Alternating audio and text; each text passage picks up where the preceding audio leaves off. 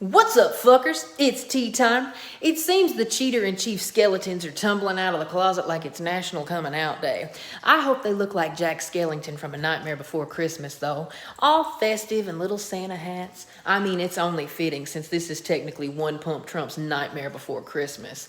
Pardons, bribery schemes, tisk tisk. It appears we only know the tip of the iceberg that's taken down the Trump-tanic. Trumpty Dumpty, you're already at the top of the naughty list, soon to be on the most wanted as well. But while we wait for this bribery tea to brew, all I'll say for now is innocent people don't go looking into pre-pardons. So until then, let's talk about peaches and weed, shall we? Now, Christians believe God created everything and he makes no mistakes. So that would mean that he made marijuana, right? So why is weed illegal? Why does God's only problem, or GOP, call it the devil's lettuce? Why was this plant that God made demonized? Well, the answer is as shocking as a fucking lightning bug. Racism.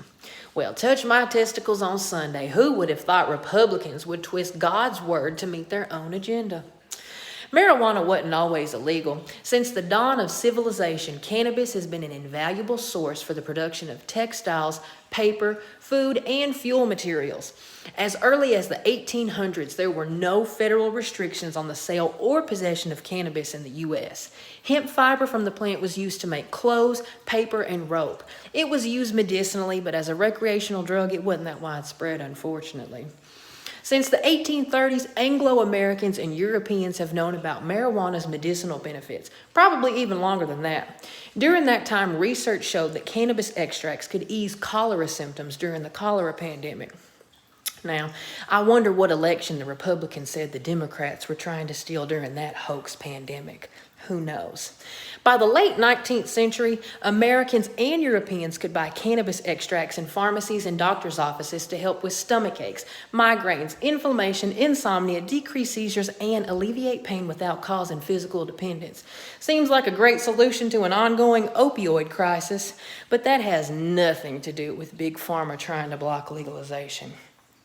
I'm kidding. It actually has everything to do with it. People have been brainwashed into thinking a man-made death capsule is safer than Mother Nature herself.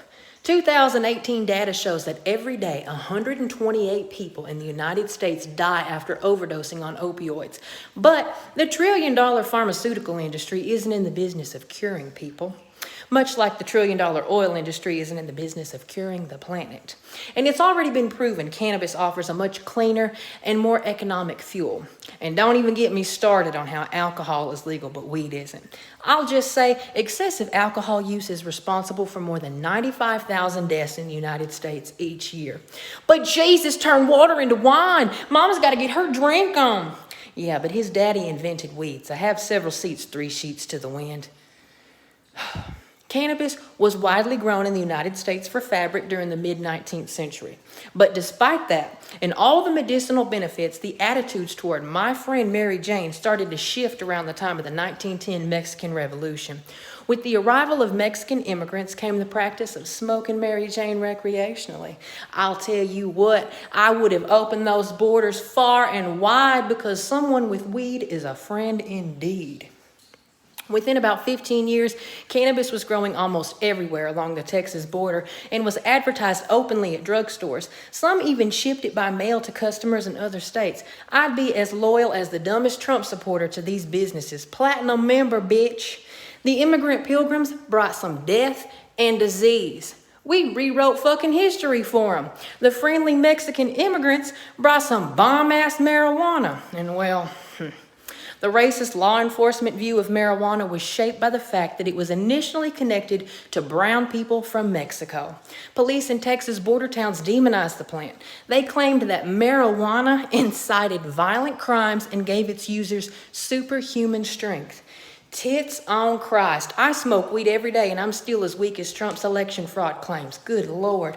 And speaking of fraudulent claims, after a handful of baseless 1920s newspaper stories about violent episodes caused by marijuana use, Harry Anslinger, first commissioner of the Federal Bureau of Narcotics, took the scientifically unsupported idea of marijuana as a violence-inducing drug. He connected that drug to Black and Hispanic people. and then spread that fake news to white America by emphasizing the Spanish word marijuana instead of cannabis. He created a strong association between the plant and the newly arrived Mexican immigrants who helped popularize it in the United States. He also said that cannabis made black people forget their place in society. He pushed the idea that jazz was satanic music created by people under the influence of marijuana. And these racist lies definitely fueled discrimination. In the first full year after the Marijuana Tax Act was passed, black people were about 3 times more likely to be arrested for violating narcotic drug laws than whites. And Mexicans were nearly 9 times more likely to be arrested on the same charge. And here we are today, still fighting the decriminalization of a fucking medicinal plant. This is another reason it's so important for everyone in the Peach State to go vote their ass off in the Senate runoff election. We need to flip the Senate blue. Democrats want to decriminalize marijuana. The House of Representatives last Friday voted 228 to 164 to decriminalize marijuana. This is the first time a chamber of Congress has voted on the issue, but little Mitch bitch in the Senate probably won't approve the fucking bill. The MORE Act would remove marijuana from the Controlled Substances Act and eliminate federal penalties for growing, selling, and possessing marijuana. Hello? It would expunge federal convictions for marijuana and allow states to set their own policies. The bullshit war on drugs has done nothing but incarcerate and devastate communities, especially black and brown communities. Mary Jane can't make her comeback without Democrats controlling the Senate. Don't pull a Senator David Perdue and not show up. Go vote, motherfuckers. I want everybody to have a great fucking day unless you don't want to free my friend Mary Jane.